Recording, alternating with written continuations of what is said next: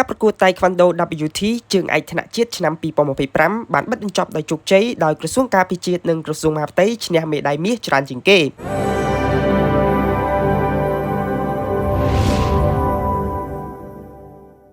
ការប្រកួតកីឡា Taekwondo WT ជើងឯកថ្នាក់ជាតិឆ្នាំ2025បានបិទបញ្ចប់ដោយជោគជ័យហើយក្រោយដំណើរការប្រកួតចាប់ពីថ្ងៃទី21រហូតដល់ថ្ងៃទី22ខែកុម្ភៈឆ្នាំ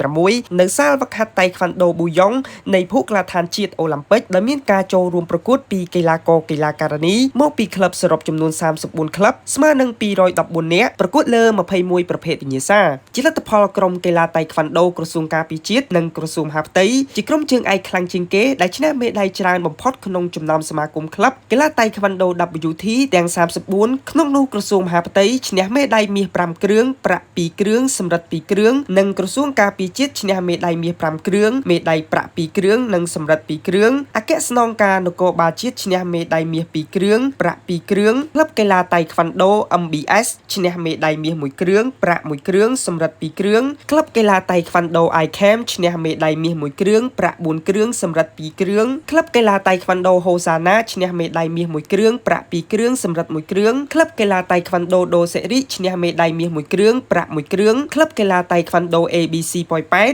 ឈ្នះមេដាយមាស1គ្រឿងនិងសំរឹទ្ធ2គ្រឿងក្លឹបកីឡា Taekwondo Hero វិទ្យាស្ថានអប់រំកាយនិងកីឡាខេត្តបាត់ដំបងឈ្នះមេដាយមាស1គ្រឿង